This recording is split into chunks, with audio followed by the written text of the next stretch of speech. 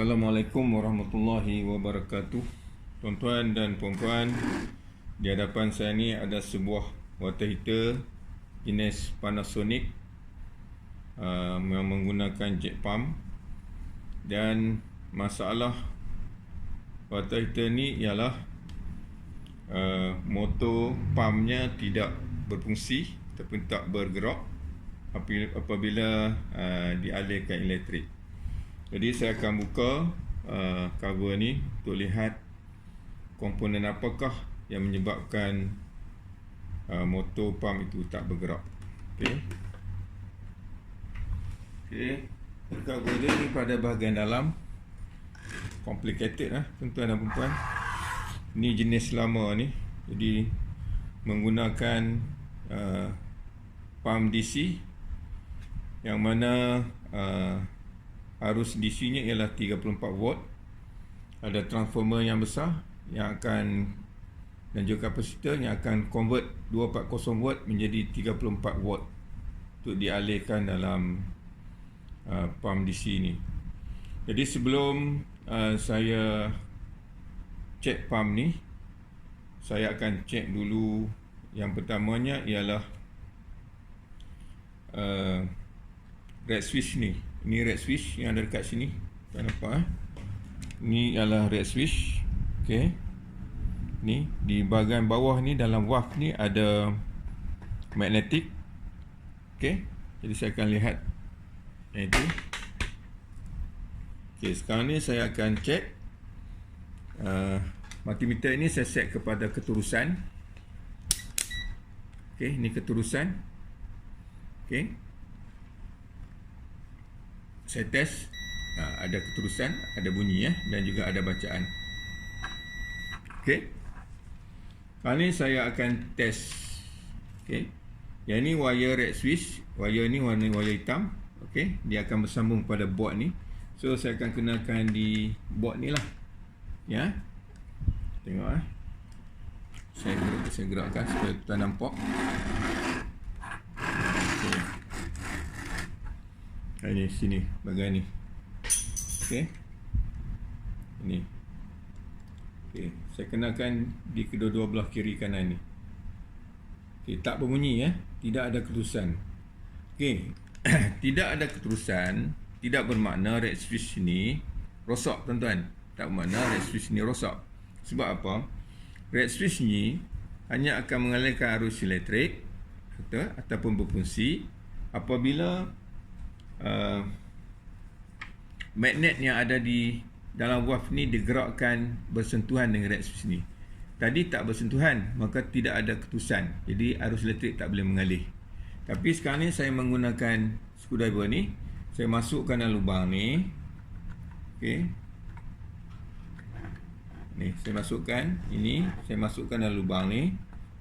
Okey, saya gerakkan supaya magnetik yang ada dalam valve ni naik ke atas bersentuhan dengan red switch. Sekarang saya uji sekali lagi.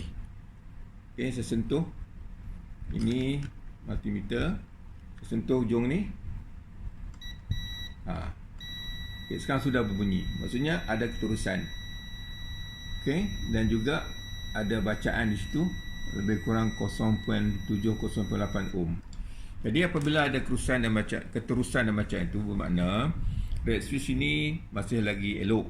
Dan juga magnet yang di bawah ni pun masih lagi elok. Okey. Kalau saya gerakkan magnet ini naik ke atas, juga tidak ada keterusan. Ini bermaksud sama ada red switch ni yang rosak, atau magnet yang ada dalam ni rosak, atau kedua-duanya rosak. Tapi oleh kerana saya telah test tadi, red switch ni pun okey, magnet ni pun okey, sebab ada keterusan dan bacaan ohm tadi Jadi itu yang pertama, tuan-tuan. Kita perlu cek yang ni dulu. Oleh kerana yang ini sudah okey, saya akan cek pula pada bahagian yang kedua, iaitu yang menyambungkan elektrik di bahagian ni, tuan-tuan. Bahagian ni Bahagian ni, ini dinamakan triad. Triad ni adakah rosak atau tidak rosak. Ini dia akan menyambungkan. Ini dua kaki ni, dia ada 3. Okey. Yang ini pagarnya, yang ni dia punya wire kuning, wire oranye, wire biru. Yang ini bersambung. So saya akan cek menggunakan keterusan juga. Ada tak bunyi atau bacaan untuk keterusan bagi triad ini? Kalau tak ada, maka ianya rosak. Okey. Ini ada. Okey. Itu ada. Sekarang yang ini sudah saya nak tengok yang ni. So saya cabut sikit supaya saya dapat sentuh dia punya kaki. Yang ni.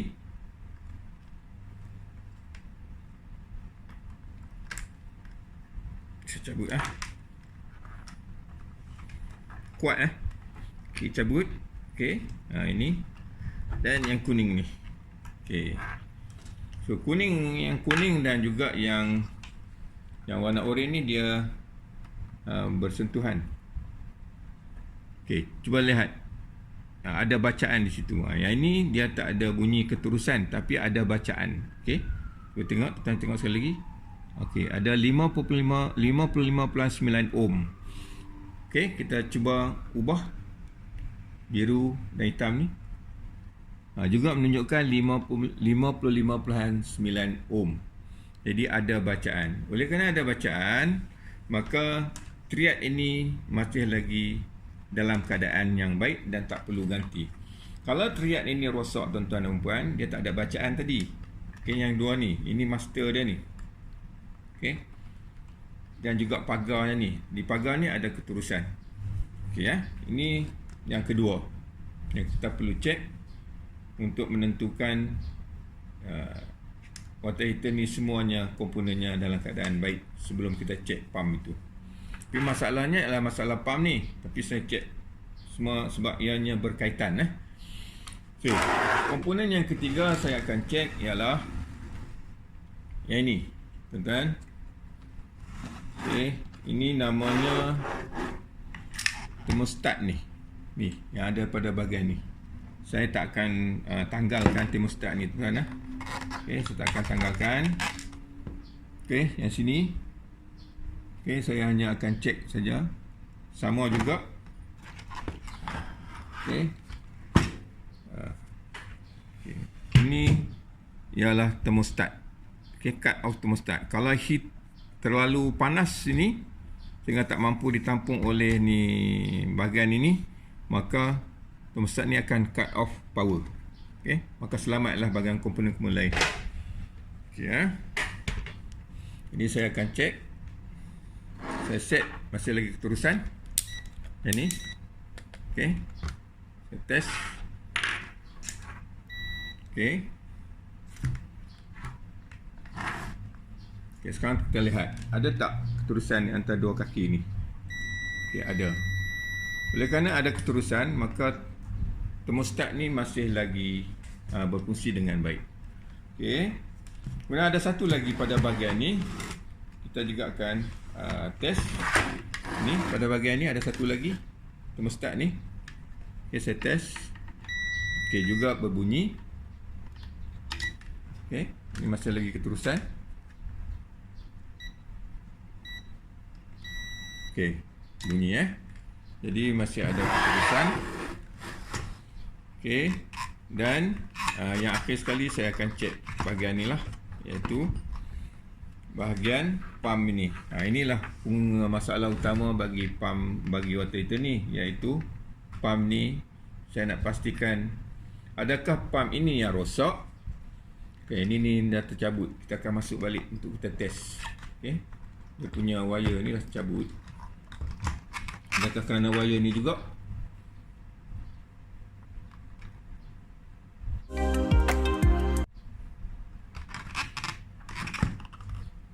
Saya akan tak semula ni. Okey. Okey.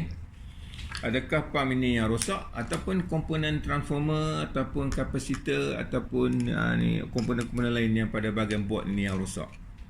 Okey, pump ni pun agak mahal juga ni. Okey. Kalau kapasitor ni murah lah. Okey, kalau transformer ni mahal sikit lah, dia besar. Okey. Bagaimana untuk test, tuan-tuan? Untuk test ni kita mesti alirkan arus elektrik. Okey. Jadi kita akan alihkan arus elektrik 240 watt, tapi yang keluar di sini ialah 34 watt. Okey, kalau sekiranya aliran arus ini akhirnya keluar di sini 34 watt, kita andaikan bahawa pump ini rosak.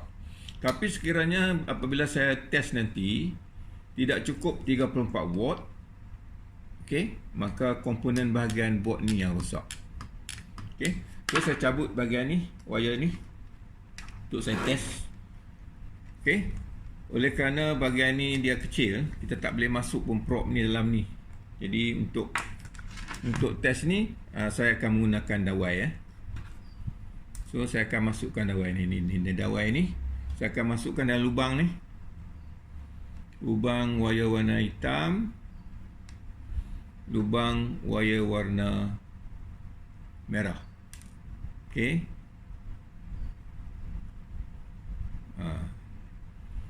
warna hitam ni negatif, merah ni positif. Jadi kita akan sambung ke prop merah, merah,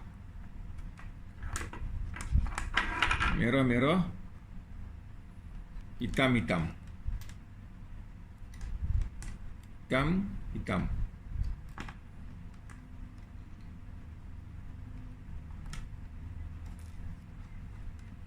Hitam. Okey.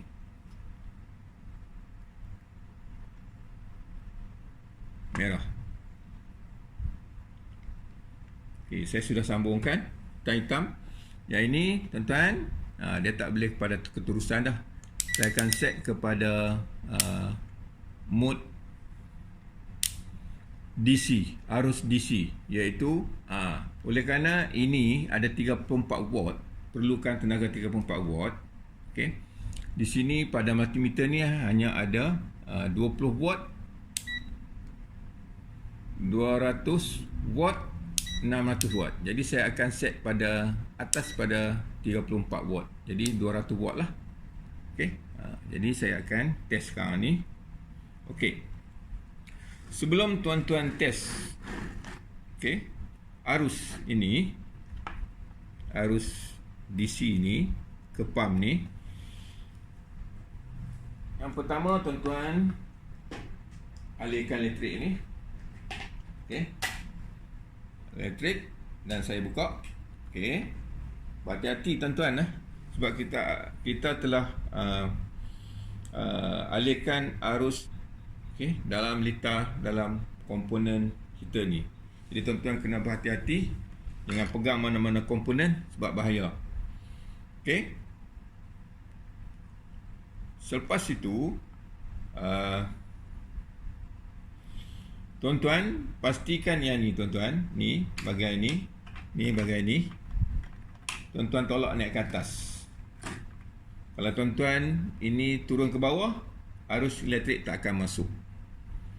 Okey. Yang kedua, tuan-tuan pastikan yang ni tuan-tuan akan start, tekan. Okey. Okey, tekan. Baru arus elektrik akan masuk nanti. Itu pun dia tak akan masuk lagi. Yang akhir sekali tuan-tuan mesti buka ni. Okey, bila buka ni barulah arus akan naik, masuk. Sekarang barulah lihat bacaannya, ya. Okey. Ya. 34.5 watt. Jadi lampu ni pun menyala. Okey. Jadi dengan ini menunjukkan bahawa